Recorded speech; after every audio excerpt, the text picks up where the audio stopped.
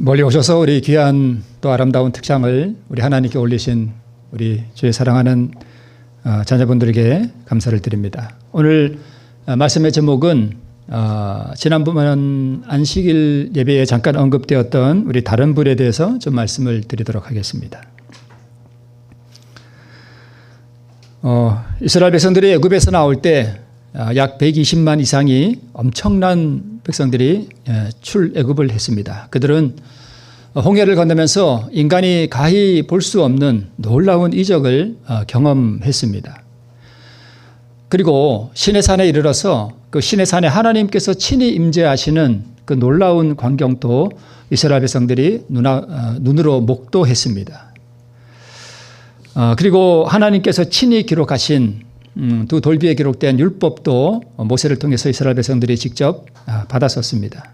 그리고 십계명과 함께 그들이 이스라엘 나라법 또 건강법 이런 법들을 받았는데, 그때 하나님께서 이스라엘 백성들에게 성소제도라고 하는 이 제도를 통해서 복음이 무엇인지를 이 백성들에게 명확하게 드러내셨습니다. 그래서 우리에게 주어진 모든 이 구원하는 복음은 무엇을 통해서 주어졌는가 하면 바로 성소제도를 통해서 우리에게 주어졌습니다. 그래서 성소제도를 우리가 잘 이해하면 우리가 복음이 무엇인지를 잘 이해할 수 있습니다. 이 성소제도와 함께 하나님께서는 아론의 형인 모세의 형인 아론을 대제사장으로 삼으시고 또 그의 네 아들을 제사장으로 삼으셨습니다. 그리고 말씀하시기를 그렇게 나오죠. 내 형 아론과 그 아들들 곧 나답과 아비후와 엘르아살과 이다마를 제사장 직분을 맡도록 세우셨습니다. 우리가 아는 바와 같이 이렇게 성소는 두 부분으로 나누어져 있습니다. 이 부분은 성소뜰이라고 하고 반대쪽에 저기 쉐키나 영광이 올라가는 저곳을 우리가 성소라고 부릅니다. 이 앞에 있는 저기 천막으로 이렇게 가려진 부분 있죠. 저 부분에 저 천막 지붕을 걷어내면 이렇게 보입니다. 이 굉장히 아름답습니다. 근데 성경에 이 성소의 바닥이 무엇으로 이루어져 있는지는 언급을 안 해요. 바닥이. 그러나 저기 동그라미 친 부분 있죠. 저 부분이 뭐냐 하면 분향단입니다. 오늘 말씀의 제목이 분향하는 것과 관련되어 있죠. 들어가면서 왼쪽에 있는 저기 7 촛대를 히브리 말로 메노라라고 합니다. 그리고 오른쪽에는 떡상이 있죠. 그리고 반대쪽에 짧게 네모난 저 부분을 지송사라고 하고 이쪽 네모나게 긴 부분은 성소라고 이렇게 우리가 구분하는 것을 잘 알고 있습니다. 자, 다른 각도에서 보면 분향단이 이렇게 잘 보이죠. 이 분향단은 중보자 되시는 그리스도를 상징하고요. 첫 번째로, 또 두 번째로는 성도들의 기도를 상징합니다. 자, 조금 더 확대해서 보면 대략 이런 모습으로 생겼습니다. 그 당시에 분향단이 어떻게 생겼는지는 아무도 모릅니다.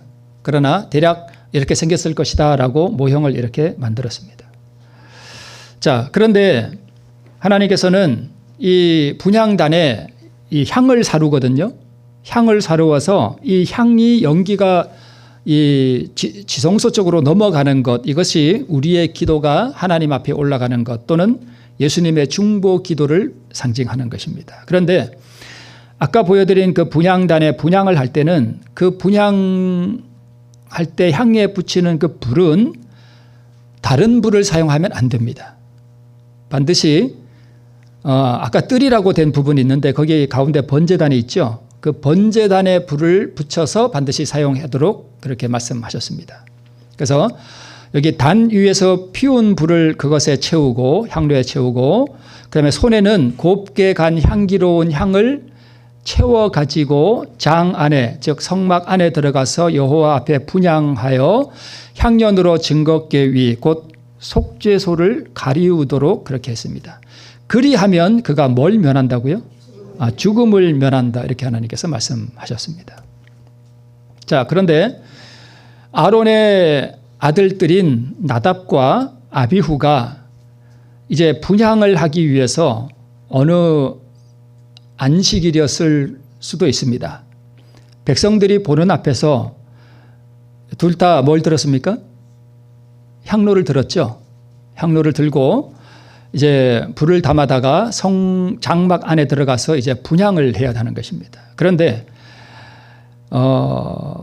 번제단 쪽에 있는 아들이 손으로 지금 뭘 가리키고 있죠? 번제단을 가르치고 있죠. 저 사람이 나답인지 아비훈지는 우리가 알 수 없지만, 그리고 저건 상상 속으로 그린 그림이지만 저 사람이 뭐라 그랬을 것 같습니까? 저 불을 붙여야 되는데, 네, 분명히 이렇게 말했을 것입니다. 굳이 번거롭게 저 불을 붙여야 돼? 분명히 이렇게 말했습니다. 그렇죠? 굳이 번거롭게 저 불을 꼭 붙여야 되나? 이렇게 했을 겁니다. 그러자 앞에 있는 이가 이렇게 받아쳤을 것 같아요. 뒤에 또 나옵니다. 아론의 아들 나답과 아비후가 각기 향로를 가져다가 여호와의 명하시지 않은 다른 불을 담아 여호와 앞에 분향하였더니 불이 여호와 앞에서 나와서 그들을 삼켜버렸습니다. 그래서 그들이 여호와 앞에서 죽어버렸습니다. 여기서 다른 불은 아까 그 뜰이라고 한 부분에 보면 아마 이 바이블 주석에 보면 제사장들을 위해서 요리를 하는 화덕이 있었다 이렇게 표현되어 있습니다. 그러니까 그 불을 담아다가 분향을 하려고 했던 것 같아요. 자, 반드시 저 번제단에 피운 저 불을 가져다가 분향을 해야 합니다. 그러면 왜 하나님께서는 반드시 이 번제단에 있는 이 불을 담아다가 분향을 하라고 했는가 하면 그 의미가 이렇습니다. 어제도 제가 잠깐 말씀을 드렸습니다마는 예배와 기도와 찬양 그리고 회개하는 사람의 죄의 자복 등은 참된 신자들에게서 향연처럼 하늘 성소로 올라가지만, 여기 향연이라 그랬죠. 불을 피워서 이렇게 향을 올라가는 것이 바로 우리의 기도를 표상합니다. 올라가지만 그것들은 타락한 인간의 입술에서 나온 것이기 때문에 매우 불결해요. 그래서 보혈로 어떻게 해야 되는가 하면 그것을 깨끗하게 해야 됩니다. 그러면 성소 제도 가운데서 예수님의 보혈, 그분의 죽음을 상징하는 그 기구가 어디에 있죠? 번제단이죠. 번제단이에요. 그죠? 정결케 되지 않으면 하나님께는 아무 가치가 없는 것이 될 것이다. 그것들은 순결한 가운데 올려지는 것이 아니다. 만약 하나님의 우편에 계신 중보자께서 그의 의로 모든 것을 정결케 하여 드리지 않으면 하나님이 간합하실 만한 것이 못 된다.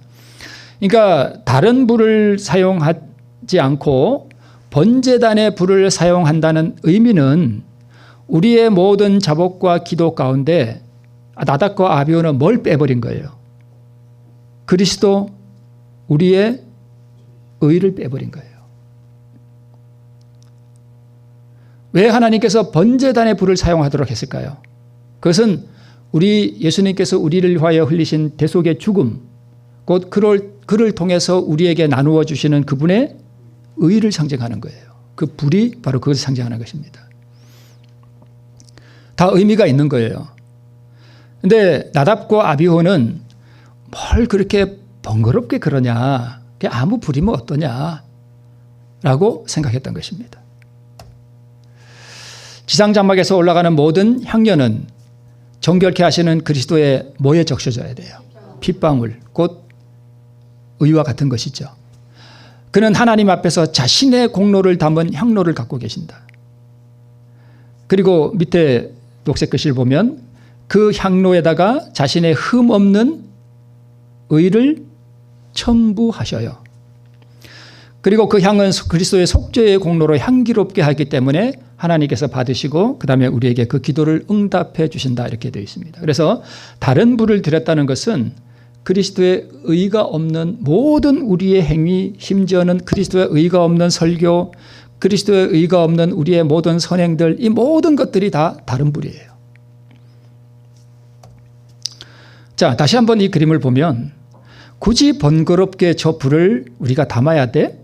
라고 말을 했을 때 둘이 똑같으니까 그 불을 담아갔겠죠? 다른 불을? 이렇게 대답했을 겁니다. 그러게 말이야. 이 불이나 저 불이나 불만 붙이면 되지. 다 똑같은 불인데 우리 그냥 편하게 하자고. 분명히 이런 대화를 나누었을 것으로 짐작이 되죠. 그러니까 둘이 같이 죽었죠. 그러면 이 굳이 번거롭게 저 불을 하는 건 내 생각이에요. 내 생각이에요. 여러분, 우리의 품성이 뭘로 이루어진다고요? 생각과 감정이 합하여 우리의 품성을 이루어요. 그러니까 제가 이제 하도 많이 들어서 우리 잘 아시죠? 품성이 뭘로 이루어지는지. 생각과 감정으로 이루어져요. 그러면 우리의 품성이, 예수님의 품성이 우리의 품성이 되려면 우리 안에 있는 뭘 굴복시켜야 되는가 하면 내 생각 그리고 내 감정을 굴복시키는 거예요. 만약 이들이 이때 번제단에 반드시 불을 담아다가 분향하라는 하나님의 그 명령을 자기 생각보다 하나님의 명령을 위에 두었더라면, 그죠? 자기 생각을 뭐 했더라면, 굴복시키고 버렸더라면 그들은 죽지 않았습니다. 그러니까 결국 우리가 신앙생활을 하면서 하나님의 말씀과 내 생각 가운데 내 생각을 버리는 것이 곧 죽음을 뭐 하는 길이에요? 면하고 사는 길이에요. 결국은 이 나답과 아비후가 죽은 것은 뭐에서부터 생각됐는가 하면, 출발됐는가 하면 바로 생각이 잘못됐다는 데 있습니다. 그래서 생각이 잘못되면 감정도 잘못될 것이다. 그리하여 생각과 감정이 합하여 도덕적 품성을 이룬다라고 말씀하시는 것입니다. 뭘 가볍게 여긴 거예요? 말씀을 가볍게 여긴 거예요.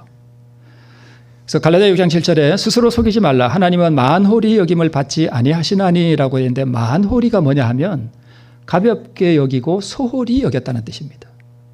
그러니까 나답과 아비후는 하나님의 명령과 그분이 하라고 우리에게 주신 그 명령을 뭐하게 여긴 거예요? 가볍게 여긴 거예요.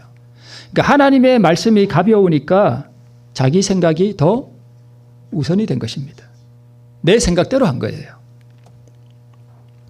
여호와의 명하신 말씀과 내 생각에는 하는 것이 충돌을 일으켰는데 내 생각이 이겨버렸습니다. 바로 이 내 생각에는 하는 이것이 바로 뭐예요? 다른 불이에요. 이것을 쫓아가는 것이 다른 불입니다. 자, 나아만이죠. 나아만이 노하여 물러가며 가로되 내 생각에는 하면서 자기 나름의 구원의 방법을 이야기했습니다. 하나님께서는 분명히 엘리야에게 엘리사죠. 엘리사, 조금 약간 제가, 자, 엘리사 선지자죠. 엘리사 선지자를 통해서 요단강에 가서 7번 씻으라고 하는 하나님의 명령이 내렸을 때에 그는 자기 생각이 더 우선됐습니다. 그런데 나답과 아비후는 내 생각대로 했는데 불에 타 죽었고, 나아만은 내 생각에는 하면서 확 성질을 냈는데 안 죽었어요. 왜 그랬을까요? 네. 나답과 아비후는요, 지난 시간에 말씀을 드렸던 것처럼 뭘 봤어요? 하나님의 영광을 봤어요. 요단강이 갈라지는 것도 봤고요. 그죠? 홍해가 갈라지는 것도 봤고요. 시내산에 하나님께서 영광 중에 임하시는 모습도 다 봤습니다. 그리고 하나님, 그 시내산에 올라가서 하나님의 영광을 다 봤어요. 유리바닷가를 본 것 같아요. 그리고 간접적으로 하나님을 피했습니다. 그럼에도 불구하고 그는 하나님의 말씀을 어떻게 여겼어요? 가볍게 여겼습니다. 그런데 나아만은 하나님을, 복음을 알아요? 몰라요? 전혀 몰라요. 그래서 하나님께서 자비를 베푸신 거예요. 다른 것입니다. 여러분, 이거 참 부담되는 말씀이긴 한데, 우리 장로님이 지은, 예를 들어 똑같은 죄를 장로님이 짓고 제가 지었다 그러면 누구 죄를 더 크게 볼까요? 하나님께서 제 죄를 더 크게 보셔요.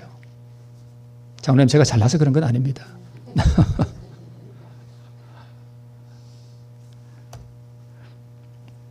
결국은 이거 지난 시간에 이제 이런 부분을 여러분 오해하지 마시고 잘 들어보시기 바랍니다. 인간이 세운 모든 제도가 무엇이죠? 국가의 제도와 국가의 법률이죠. 그러죠? 자, 그러면 하나님께서 국가의 모든 제도와 국가가 우리에게 요구하는 모든 법률들을 우리 하나님을 위하여 뭐 하래요? 순종하래요. 그러면 국가의 법을 순종하는 것은 누구의 법을 순종하는 거예요? 하나님의 법을 순종하는 거예요. 그러면 국가의 법을 무시하는 것은 누구의 말씀을 무시하는 거예요? 하나님 말씀을 무시하는 거예요. 어떤 부분에서요? 큰 것만요? 아니요. 작은 부분에서도 그렇습니다. 국가의 제도가 이러이러하라 하는데 그거 무시하고 뭐 어때 하면서 하면 하나님을 우습게 여기는 거예요. 왜요? 하나님께서 국가의 법을 하나님을 위하여 뭐 하라 했으니까 순종하라 그랬습니다. 그러면 국가의 법이 하나님의 말씀과 배치되지 않는 이상 국가의 법을 순종하는 것은 누구의 명령에 순종하는 거예요? 하나님의 명령을 순종하는 거예요. 거기에 내 생각을 붙이는 순간 어떻게 될까요? 어떻게 될까요? 거기에 내 생각을 붙이는 순간 우리는 나답과 아비후의 길을 걸어가는 것입니다. 꼭 굳이 번거롭게 그렇게 해야 하는가 하는 생각을 우리가 할 수 있습니다. 꼭 굳이 번거롭게 그렇게 해야만 해나? 이게 내 생각이에요. 의를 얻는 길은 모든 것이 불합리하게 보일지라도 하나님께서 보이신 뜻에 자기 생각을 철저하게 굴복시키는 것입니다. 자, 여기 한 사람이 왼쪽으로 가고 있죠. 하나님께서 이 왼쪽 길이 정론이 너희는 이리로 행하라 라고 말씀했는데 모든 사람들이 다 어디로 가고 있어요? 오른쪽으로 가고 있습니다. 그때 한 사람이 용기 있게 왼쪽으로 가고 있습니다. 그러면 오른쪽으로 가고 있는 사람이 왼쪽으로 가고 있는 사람에게 뭐라고 말할까요? 넌 왜 애가 그렇게 편협하냐? 그렇게 소심하냐? 라고 말할 수 있습니다. 여러분, 예수님께서 어렸을 때 형제들이 예수님을 자꾸 유혹했습니다. 함께 사소한 나쁜 짓을 하도록 유혹했어요. 예수님이 절대 넘어가지 않았습니다. 그래서 예수님이 무슨 욕을 많이 얻어먹었냐 하면 애가 왜 이렇게 소심하냐? 넌 애가 왜 이렇게 소심하냐? 그 별것도 아닌 거 가지고 그렇게 철저하게 뭘 순종하고 그러냐? 이런 오해를 많이 받았습니다. 여러분, 우리가 그리스도인이라면 가장 작은 부분에 있어서도 제가 사실 이러한 부분을 설교할 때 제가 좀 찔리는 부분이 있었습니다. 왜냐하면 저도 중앙선 침범하거든요. 추월하거든요. 과속도 하거든요. 그래서 요즘은 이게 자꾸 마음에 걸려요. 여기 시멘트 회사가 있어가지고 땡크로리가 자꾸 여기 지나다니거든요. 많이. 그 땡크로리가 참 빌빌거리죠. 그럼 그 뒤에 쫓아가는 거 참 천불납니다. 그럼 이제 중앙선을 넘어서 추월을 하는데 전에는 제가 좀 쉽게 그랬는데 말씀을 준비하면서도 제가 자꾸 그 생각이 나요. 그러면 안 되는 거구나. 그러면 안 되는 거구나.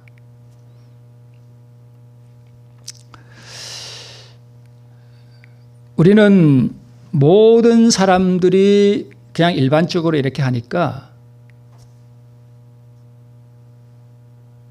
이렇게 하자라고 할 때 사소한 부분에서도 아닙니다 라고 말할 수 있는 도덕적 용기를 낼 수 있는 사람들이 그리스도인들입니다.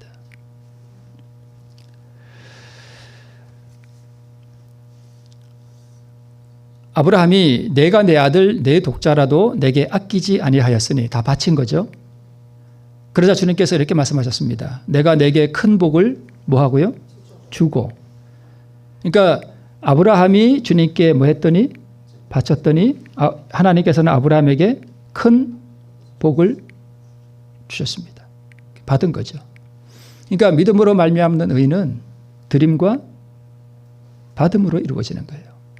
그러면서 하나님께서 뭐라고 말씀하셨는가 하면 내 씨가 그 대적의 문을 얻겠다 이렇게 말씀했습니다. 이삭은 그리스도를 표상하지만 아브라함에게 있어서는 그의 가장 사랑하는 것 곧 그의 자아였습니다. 자, 내 씨가 그 대적의 문을 얻겠다 하는 이게 무슨 뜻인가 하면 내 씨는 뭐예요? 네, 말씀도 되죠. 그리스도예요. 대적은요? 사단이에요. 문은요? 여러분 옛날에 이렇게 성을 공격할 때 뭐만 부시면 돼요? 성문만 부시면 끝나는 거예요. 그죠?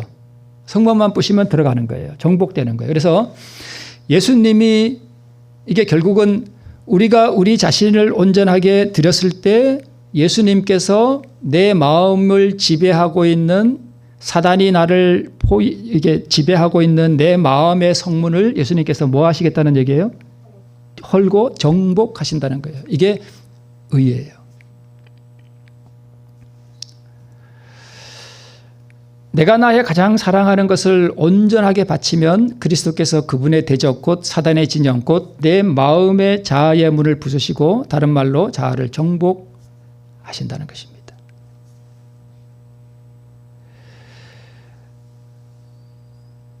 하나님께서 아브라함에게 그의 가장 사랑하는 아들 이삭을 바치라고 할 때 아브라함이 어디 살고 있었는가 하면 저기 브엘세바라고 하는 저곳에 살고 있었습니다. 대충 위치가 감이 오시죠? 저기에 갈릴리 바다 보이고 사해 바다 보이고 예루살렘도 보이죠? 네. 브엘세바에 살고 있을 때 하나님께서 아들을 바치라고 하는 그 명령을 주셨습니다. 모리아산은 어디 있는가 하면 바로 예루살렘 성이 있는 바로 그 자리예요. 골고다 언덕이 있었던 바로 그 자리입니다. 브엘세바에서 예루살렘까지 가는데 3일 길이 걸렸습니다. 아브라함이 이삭을 데리고 종들과 함께 브엘세바에서 저 예루살렘을 향해서 3일을 올라갔습니다.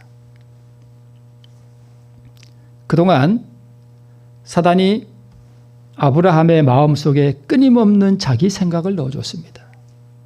예, 너 아들을 죽이면 너는 누구처럼 되는 거야? 가인처럼 살인자가 되는 거야. 이런 생각이 계속 그의 마음에 떠올랐습니다. 야, 너 아들 죽이고 너 혼자 집에 가봐. 주변의 사람들이 너 아들 자식 죽였다 그럴 거 아니야. 주변 사람들이 너 뭐라 그러겠어. 너 이제 끝나는 거야. 이런 생각을 넣어줬습니다. 너희 하나님은 사람을 죽이라고 하니? 너희 하나님이 어떻게 그런 하나님이야? 나이도 많고 기력도 없는 사람인데 굳이 이렇게 힘든 시험을 하나님께 주시는 거야?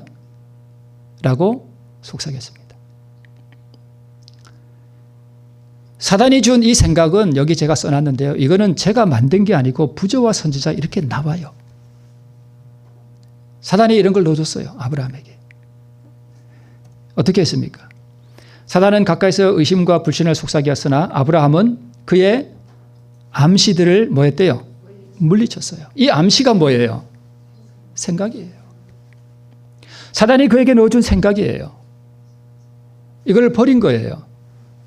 이 생각을 아브라함이 받아들였더라면 순종할 수 없습니다. 생각입니다. 그러면서 아브라함은 이런 생각을 가졌습니다. 선물을 주신 분이 그 선물을 다시 취하실 권리가 없으시겠는가? 이삭에게 나는 아브라함의 씨가 바닷가에 모래같이 되리라고 하는 그 약속의 말씀을 계속 반복했습니다. 기적의 아들이었으니 기적으로 다시 살리시지 않겠는가? 사단이 주는 내 생각을 버리고 약속의 말씀을 굳게 붙잡고 이 순종의 길을 걸어갔습니다. 인간 중에 가장 혹독하고 고통스러운 자아굴복을 믿음으로 행했습니다. 인간이 행할 수 있는 어떤 자아굴복보다 가장 고통스럽고 가혹한 자아굴복을 하도록 요구받은 사람이 바로 아브라함이에요. 여러분 성경을 이렇게 안 읽으면 이삭을 바친 그것이 우리에게 의미가 없어요. 이걸 이렇게 읽어야 돼요. 자아굴복으로 읽어야 되는 거예요. 여러분 다시 한번 말씀을 드리지만 성경 전체의 주제는 우리가 어떻게 구원을 받는가 하는 것을 가르쳐주는 것이고 어떻게 우리가 구원받는가 그것은 믿음으로 얻는 의예요. 믿음으로 얻는 의는 두 가지로 이루어져요. 하나는 자아굴복이에요. 하나는 그리스도의 의예요. 이 두 가지예요. 다른 거 없어요. 근데 이 의를 받기 위해서는 인간이 반드시 어떤 조건을 행해야 돼요. 우리 김영중 장로님 오늘 예배 드리러 올 때 그래서 기도하실 때도 조건을 말씀하시죠. 제가 아주 마음에 참 닿았습니다. 우리 조건이 있는 거예요. 이 의를 받기 위해 조건이 있는 거예요. 이 조건이 뭐예요? 자아굴복이에요. 나를 버리는 거예요. 그래야 예수께서 우리 안에 들어오시는 거예요. 내 자아를 버린다는 것은 곧 내 생각을 포기하는 거예요. 내 감정을 포기하는 거예요. 뭘 굳이 번거롭게 저 불을, 그러게 말이야, 이 불이나 저 불이나 어차피 다 같은 불 아니겠어? 라고 하는 이 생각이 결국 이들을 죽여버렸습니다. 하나님께서 아브라함에게 이렇게 말씀하셨습니다. 내가 내 아들 내 독자라도 내게 아끼지 아니하였으니 내가 이제야 내가 하나님을 경외하는 줄을 아노라, 이렇게 말씀했습니다. 경외. 히브리 사람들 말로 이 경외를 야레라고 합니다. 야레. 야레가 무슨 뜻이냐 하면 두려워한다는 뜻이에요. 두려워한다. 자, 사울 왕에게 하나님께서 아말렉을 완전히 진멸시키라 이렇게 명령하셨죠. 자, 이 아말렉이 출애굽을 해서 가나안 땅에 가는 동안 이 아말렉 족속들이 하늘 가는 여정길을 방해하는 아주 악한 족속들이었습니다. 모든 성경일 여러분 믿음으로 얻는 의가 무엇인지를 이해하고 나면, 여러분 우리가 지금 하늘 가나안 가는 여정길에 있나요? 그렇죠. 여정길에 있죠. 근데 우리가 하늘 가나안을 가는 데 있어서 가장 나를 그 길에서 방해하는 세력이 누굴까요? 나 자신이에요. 나 자신이라니까요. 내 안에 있는 뭐예요? 네, 그거예요. 그게 나를 방해하는 거예요. 그래서 아말렉은 곧 뭘 상징해요? 내 안에 자아를 상징해요. 그래서 아말렉을 진멸하라 하는 이 이야기를 이 믿음으로 얻는 의의 관점에서 무엇을 내가 진멸해야 하는가? 사울 왕에게 아말렉을 진멸하라 하는 얘기는 곧 누구에게 명령하는 거예요? 나에게 명령하는 거죠. 그렇죠. 나에게 명령하는 거예요. 그러면 나의 아말렉은 뭐예요? 자아예요, 자아예요. 이거 없애라는 거예요. 이거 버리라는 거예요. 아말렉 족속은 저기 살고 있었어요. 동그라미 친데. 가서 아말렉을 쳐서 그의 모든 소유를 남기지 말고 다 진멸하라 그랬습니다. 아말렉은 내 생각, 내 감정, 내 욕망, 내 자아예요. 이거 진멸하라고요. 그런데 사울 왕이 아말렉과 전쟁을 치르고 난 다음에 돌아오면서 양과 염소와 끌고 오면서, 저 말 탄 사람은 사울 왕이고요. 저 옆에 뒤에 포승돼 가지고 오는 사람은 누굴까요? 아말렉 왕 아각이었죠. 아각. 여러분 보세요. 우리가 교회를 다니면서 신앙생활을 하면서 하나님의 말씀에 순종하노라고 하면서 하나님께서 우리에게 순종하라고 하는 그러한 국가의 법률을 무시하면 뭘 살려두는 거예요? 아각을 살려두는 거예요.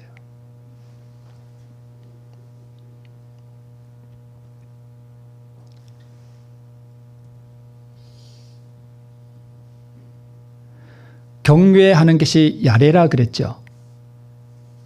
두려워한다는 뜻이죠.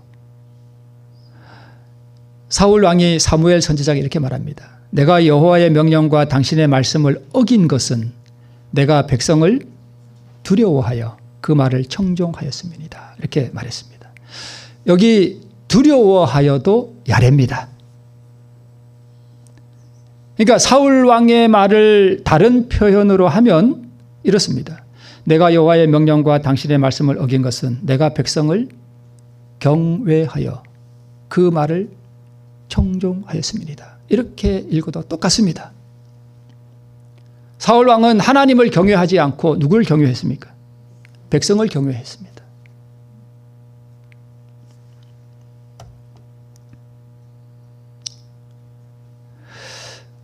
아브라함에게 이렇게 말씀했습니다. 또 내 씨로 말미암아 천하 만민이 복을 얻으리니 이는 내가 나의 말을 뭐 했음이니라? 준행하였음이니라 하셨다. 그런데 사울 왕이 위에 있는 것은 하나님 말씀이죠. 밑에 있는 것은 사울 왕이 한 말이죠. 여기 준행했다는 말과 청종했다는 말이 똑같습니다. 샤마입니다. 아브라함은 하나님의 말씀을 순종했고 사울 왕은 누구의 말을 순종했고요? 백성의 말을 순종했습니다. 여기 준행했다는 이 준행이 바로 샤마인데 여러분 이 아주 유명한 말이에요. 그리스도인이라면 쉐마 이스라엘 하는 이 말을 거의 다 들어봤을 겁니다. 너무나 유명한 말이에요. 신명기 6장 4절에 나오는 말입니다. 쉐마 이스라엘. 무슨 뜻이에요? 이스라엘아 들으라 하는 말입니다. 이스라엘아 들으라 하는 이 말 속에는 너 생각 버려. 너 감정도 다 버려. 그런 뜻이에요. 아버지가 아들에게 얘야 이렇게 해라 이렇게 해라 그랬는데 아들이 뭘 그렇게 해. 이렇게 하면 되지. 이게 자기 생각이잖아요. 자기 생각이 그렇게 무서운 거예요. 거기서 모든 불순종이 나타나는 거예요. 이걸 다시 말씀드리면 또 내 씨로 말미암아 천하 만민이 복을 얻으리니 이는 내가 나의 말을 경외하여 준행하였음이니라 이런 뜻입니다. 아브라함은 그렇고요. 사울 왕은요. 내가 여호와의 명령과 당신의 말씀을 어긴 것은 내가 백성을 경외하여 그 말을 청종하였음이니라 이 말과 똑같습니다. 같은 말입니다. 하나님을 두려워하며 그에게 영광을 돌리라 그랬죠. 첫째 천사가 그랬죠. 여러분 하나님을 두려워한다는 거예요. 야레죠. 하나님의 말씀 앞에서 자기 생각과 뜻을 완전히 부수어버리는 걸 말해요. 그게 두려워한다는 뜻입니다. 사울에게 아말렉을 진멸하는 하라는 이 전쟁을 무엇에 적용해야 하는가 하면 자아를 부수어버리는 이 전쟁에 적용해야 되는데요. 그렇다면 사울의 죄악은 무엇인가 하면 부분적인 순종을 했다는 것입니다. 여러분 우리 보셔요. 어떤 분은 이래요. 대부분 교인이 아마 그럴 겁니다. 버려도 손해가 되지 않는 것은 즐겨 복종합니다. 그러나 하나님의 말씀에 순종할 때 내 재산상의 손실이 일어나거나 내 감정과 대립될 때는 성을 내거나 그 기별을 전하는 사람을 대적해서 일어나는 경우가 참 많습니다.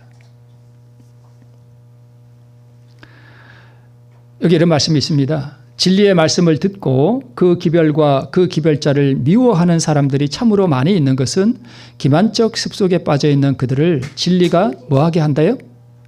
불편하게 하기 때문에 그렇다는 것입니다. 여러분, 제가 오늘 전해드리는 이 말씀들이 진리인가요? 네, 진리입니다. 네, 진리가 내 마음을 뭐하게 할 수 있습니까? 불편하게 해요. 자, 보세요. 오늘 제가 전해드린 이 말씀이 내가 행한 어떤 것을 탁 걸고 들어오죠. 그러죠? 걸고 들어오죠. 네, 걸고 들어옵니다. 그때 이 진리가 나를 어떻게 만듭니까? 불편하게 만듭니다. 그러면 어떤 사람들은 이래요. 뭘 그런 걸 그렇게 그래서 성을 내거나 아니면 기별자를 대적하기도 합니다.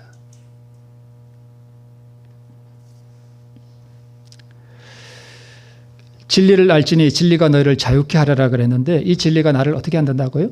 불편하게 해요. 그러면 이 진리가 나를 불편하지 않게 하려면 여러분 왜 불편해요? 네.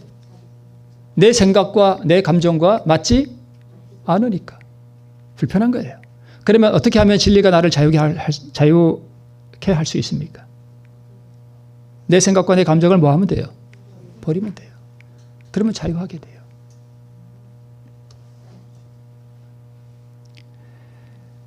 예수님이 한 번에 회당에 들어가서 이스라엘 백성들에게 너희는 포로된 백성들이요 자유케 하리라. 내가 너희를 자유케 하리라.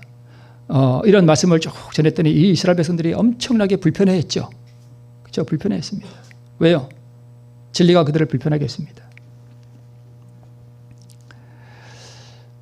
예수님이 이때 설교하고 하마터면 맞아 죽으실 뻔했습니다. 진리가 그들을 불편하게 했기 때문입니다. 불편하게 하는 진리 앞에서 자신을 온전하게 부술 때에만 진리가 나를 자유하게 합니다. 회당의 유대인들은 자신들이 자유한 줄 착각했습니다. 그러나 그들은 사단의 종이었습니다. 그들이 자기 생각을 버리고 진리를 받아들였더라면 나답과 아비후 그리고 사울 왕, 가인 다 하나님 앞에 순종하는 행위는 했지만 부분적인 순종이었습니다. 그렇죠? 다 부분적인 순종이었습니다. 여러분, 일요일 법령이 다가오죠? 그렇죠? 일요일 법령이 다가오죠.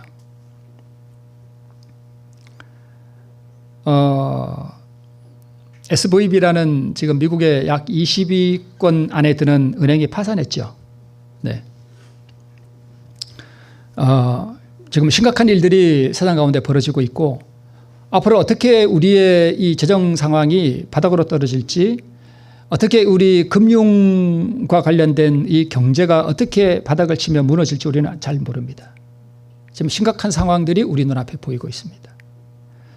이런 모든 것들은 다 일요일 법령이 우리에게 다가오고 있다는 것을 우리에게 알려주고 있습니다. 그러면 여러분, 일요일 법령이 왜 다가오죠? 우리가 왜 일요일 법령이라고 하는 것이 우리에게 필요한지에 대해서 우리가 분명히 이해를 하고 있어야 우리의 신앙을 바로 정립할 수 있습니다. 안 그러면 일요일 협령이 일어날 때에 다 쓸려나가게 돼요. 일요일 법령이 뭐죠? 쉽게 말하면 일요일 지켜라 하죠. 일요일 지켜라. 일요일을 지켜라. 그리하면 내가 너에게 뭘 주겠다? 먹을 걸 주겠다. 이거예요. 세상이 우리에게 그거 요구하잖아요. 그죠? 그러면 일요일 법령이 우리에게 왜 다가오냐 이거예요. 먼저 이 질문을 해보겠습니다. 하나님께서 우리 재림교회를 세우시고 우리 재림교회의 모든 진리의 삐뚤을 완전히 밝혀주셨죠. 그죠? 다 밝혀주셨어요. 그러면 하나님께서 이 진리의 완전한 이 계명을 우리에게 밝혀주셨는데 가장 대표적인 게 뭐예요? 안식일 계명이죠. 자, 사단이 하늘에서 주장했던 게 뭐냐 하면 피조물은 하나님의 율법을 지키는 것이 뭐하다? 불가능하다라고 사단이 주장하고 있습니다. 자, 그러면 만약에 우리 재림교회가 없고 율법을 온전하게 회복시켜 주신 우리 재림교회가 없고 개신교회만 있고 이 개신교인들을 하나님께서 그냥 역사를 끝내시고 구원하신다 그러면 사단이 뭐라고 주장하는가 하면 하나님, 저 항소하겠습니다. 항소하겠습니다. 제가 분명히 태초에 그랬죠. 태초가 아니고 그 타락할 때 피조물은 하나님의 율법을 지키는 것이 불가능하다 그랬습니다. 그런데 지금 하나님께서 구원하시려고 하는 이 개신교인들 뭐 안 지켰습니다. 안식일 안 지켰습니다. 이 사람들 구원받을 수 없습니다. 내 말이 맞습니다. 하나님. 안식일 지키는 백성 어디 있습니까? 하나님 계명 다 지키는 백성이 어디 있습니까? 없잖아요. 하나님. 구원하시면 안 됩니다. 제가 승리한 겁니다. 하나님께서 하실 말씀 있어요? 없어요? 없어요. 그렇지 않나요? 맞는 거예요. 그러면 여러분, 그리스도께서는 사람이 율법을 지키는 것이 가능하다는 것을 우리에게 보여주셨습니다. 온 우주 앞에 하나님의 율법은 사랑과 자비와 공의의 율법이고 피조물이 하나님의 율법을 순종하는 것이 가능하다는 것을 보여주시기 위해서 한 백성을 택하셨는데 그 백성들이 바로 누구예요? 재림교인들이에요. 그러면 우리는 하나님의 말씀에 온전히 순종하는 것과 함께 무슨 법률도 지켜야 돼요?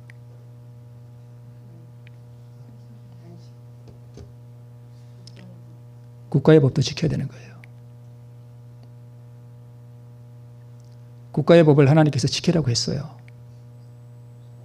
그 무시하면 안 돼요.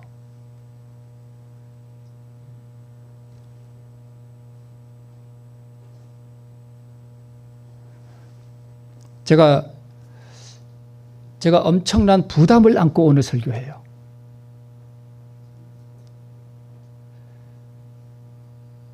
오늘 이렇게 손님들이 많이 오셨는데 물론 인간적으로는 기쁜데 제가 설교하기 전에 엄청난 부담을 느꼈습니다.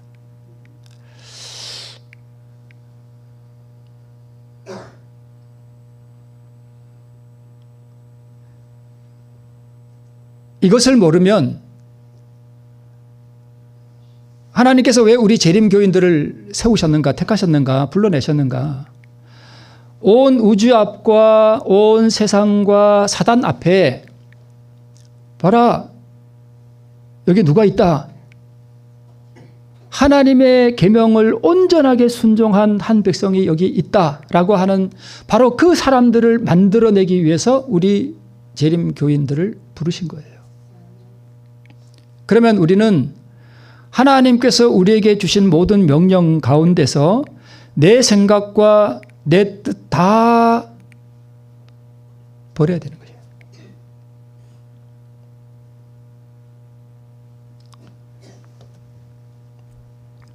무엇으로 이를 증명합니까?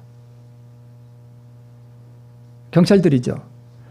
오늘 우리 교과 시간에도 나왔지만 마지막 때 세상의 폭도들과 세상의 공권력이 한 무리들을 제거하기 위해서 분연히 일어날 거예요. 누구를 제거하기 위해서요? 모든 생계 방도가 끊어지고 하나님의 율법을 지키는 자들이 온 세계의 제거의 대상이 되고 저주의 표적이 되는 바로 그때가 곧 우리에게 온다는 거예요.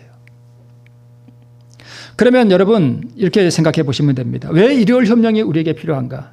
지금 하나님께서 우리에게 지키라고 하신 모든 명령 하나하나를 조금이라도 가볍게 여긴다면 일요일 휴업령이 와서 모든 생계 방도가 끊어지고 내 생명이 경각간에 달리는 그러한 환난의 때에 하나님의 말씀을 온전하게 순종하는 그 품성이 준비될까요? 안 될까요? 준비 안 되는 거예요. 우리에게 믿음으로 말미암는 의의 이 기별을 주신 이유도 무엇인가 하면 바로 하나님의 계명과 예수 믿음을 온전히 지키는 한 백성을 만들어 내기 위해서예요. 그래서 그 의를 받은 사람들은 그 의가 곧 사랑이고 그것이 곧 그분의 순종이기 때문에 이 의를 받은 사람들은 내가 굶어 죽어도 내 생명이 이와 같이 곧 사자의 밥으로 내 육신이 다 찢겨서 내가 죽을지라도 하나님의 명령을 온전하게 순종하겠다라고 하는 이 결심에 선 사람들이 바로 일요일 협령을 통과하는 거예요. 이러한 품성, 하나님의 말씀이라면 내 생각을 철저하게 부셔버리고 하나에서 열까지 하나님의 말씀이라면 철저하게 거기에 굴복하겠다라고 하는 이 성품이 준비된 사람들이 바로 일요일 협령을 통과할 수 있습니다. 이 성품이 준비 안 된 사람들은 지금 그 상태 그대로 일요일 협령에 딱 맞닥뜨리면 다 떠납니다. 제가 오늘 좀 무거운 주제를 좀 말씀을 드린 것 같아요. 그죠?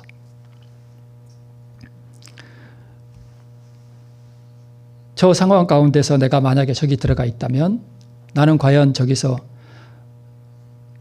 하나님의 말씀을 조금이라도 내가 어길 테니 나를 살려달라고 하지 않을까? 옛날 일제시대 때 그 하나님을 믿는 사람들 이렇게 감옥에 불러다가 뭐 굶겨요. 한참 굶긴 다음에 밥그릇을 내다 맛있는 음식을 갖다 놓습니다. 갖다 놓고 천황폐하한테 저라면 이거 밥 먹게 해줄게. 여러분 우리 옛날 어르신 분들 많이 굶어 보셨죠? 배고프면 얼마나 고통스러운지 아시죠? 그래서 밥 갖다 놓으면 이 정신을 잃어요. 그죠?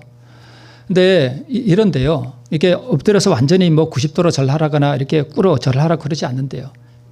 고개만 까딱하라 그랬대요. 그러면 밥 준다고. 고개만 까딱해라. 그럼 밥 줄게. 많은 믿음의 노독들이요. 그거 안 했습니다. 고개도 까딱 안 했습니다. 이 세상에 죄와 불행이 다가온 것은 하와가 무슨 큰 범죄를 지어서 그런 것이 아니에요. 아주 가벼운 범죄였습니다. 그냥 과일 하나 따먹은 거예요. 아주 가벼운 금령이었습니다. 그것을 어겼을 때 모든 재화와 고난의 문이 열렸던 것입니다. 하나님의 말씀에 불순종하느니 차라리 내 생명을 희생시키겠다는 품성이 준비된 사람들을 드러내는 사건이 바로 뭐예요? 일요일 법령이에요. 그러면 오늘 우리는 우리의 생각을 바꿔야 돼요. 하나님께서 우리에게 명령하신 어떤 것이라도 우리는 소홀히 여기는 동안 우리는 이 품성이 준비될 수 없는 거예요. 철저하게 이렇게 해야 됩니다. 그래서 우리 증언의 말씀을 통해서 우리 선지자를 통해서 우리에게 주신 하나님의 말씀은 우리는 하나님의 계명을 매일 매 순간 하나에서 열까지 온전하게 순종하도록 해야 된다 하는 말씀이 바로 그것입니다. 제가 오늘 율법주의적인 약간 그런 뉘앙스로 지금 설교를 말씀을 드렸는데 여러분 오해하지 마시기 바랍니다. 우리는 율법을 순종할 수 있는 능력이 없습니다. 제가 오늘 드리는 말씀은 여러분 저번에 제가 순종이 두 가지가 있다 그랬죠. 하나는 자아 굴복하는 순종이고 하나는요. 그리스도께서 우리에게 주시는 그 순종 그게 있다 그랬습니다. 여기서 말하는 순종은요. 첫 번째 순종이에요. 자아를 굴복하는 이 순종을 말하는 거예요. 이걸 구분을 할 줄 아셔야 됩니다. 이걸 구분할 줄 알면 우리의 신앙이 확 달라져요. 첫 번째 순종과 두 번째 순종을 구분할 줄 아셔야 됩니다. 이 첫 번째 순종이 바로 자아를 굴복하는 순종이에요. 내가 오늘 말씀을 듣고 보니까 내 생각 가운데 뭐가 잘못됐구나 하는 것을 딱 깨달았을 때 하나님 제 생각을 버리겠습니다. 제가 이런 법률을 어겼습니다. 원상복구하겠습니다. 제가 돈이 들더라도 이거 바로 잡겠습니다. 그게 바로 자아굴복이에요. 그게 순종이에요. 맞습니까? 맞아요. 그렇게 할 때 하나님께서 우리에게 뭘 주시는 거예요? 의를 주시는 거예요. 그럴 때 의를 주셔야 사단이 하나님 이 사람 죄짓고 회개도 안 했는데 왜 의를 주시나요? 이렇게 고소한단 말이에요. 우리가 그렇게 자아를 굴복하고 그것을 바꾸고 철저하게 나를 버릴 때 하나님께서 우리에게 의를 주셔도 사단이 우리를 뭐 할 수 없어요? 고소할 수 없는 거예요. 저희는 하나님의 계명과 예수 믿음을 지키는 자니라. 이게 바로 믿음으로 말하는 의예요. 믿음으로 계명을 지키는 거예요. 믿음으로 계명을 순종하는 거예요. 그러므로 우리는 세상 사람들이 무엇이라고 하든지 하나님께서 명하신 것은 목숨을 걸고 지키고자 하는 자아굴복이 필요한 거예요. 꼭 굳이 번거롭게 그렇게 해야 하나? 라고 하는 이 내 생각을 철저하게 부수어 버려야만 우리는 이 환란이 우리에게 다가오는 동안 하나님의 명령을 순종하기 위해서 내가 굶어 죽더라도 어떠한 환란이 내게 닥치더라도 내가 사랑하는 그분을 위하여 그의 명령을 내가 철저하게 순종하리라고 하는 그 품성이 준비되는 것입니다. 그 품성은 그때 준비하는 것이 아니라 오늘 준비하는 거예요. 그래서 오늘 우리는 하나님께서 우리에게 말씀하시는 것에 철저하게 내 자신을 굴복시키는 그 마음 자세가 필요하다는 것입니다. 아이성 아시죠? 이제 곧 마치겠습니다. 아이성 아시죠? 아이성의 자아 굴복이 뭔지 아시죠? 아이성은 큰 성이에요? 작은 성이에요? 작은 성이에요. 작은 성이라고 우습게 여겼다가 이스라엘 백성은 어떻게 됐습니까? 패배했습니다. 오늘 우리가 가볍게 여기는 어떤 금령들, 하나님께서 지키라고 했지만 우리가 무시하는 어떤 것들, 이런 것들이 아이성이에요. 이런 것들을 철저하게 하나님 앞에 굴복시키고 최선을 다해서 모든 군사를 다 이끌고 가서 정복하라고 했던 것처럼 우리의 최선을 다해서 이런 작은 부분들에 우리가 순종해야 하는 것입니다. 자아 굴복해야 되는 거예요. 그래야 우리는 의를 얻을 수 있습니다. 오늘 마치는 찬미가 242장입니다. 진실하신 생명의 말씀 삼가 듣고 우리 기억하시기를 간절히 바랍니다. 예수님 말씀에 이르시기를 행하는 자에게 복이 있다고 하신 이 말씀을 우리 기억하시기 바랍니다. 계명을 지켜 행하는 자가 되기 위해서는 자아를 굴복시키지 않으면 계명을 행하는 자가 절대 될 수 없다는 사실을 우리 기억하시기를 바라면서 마치는 찬미를 부르시겠습니다.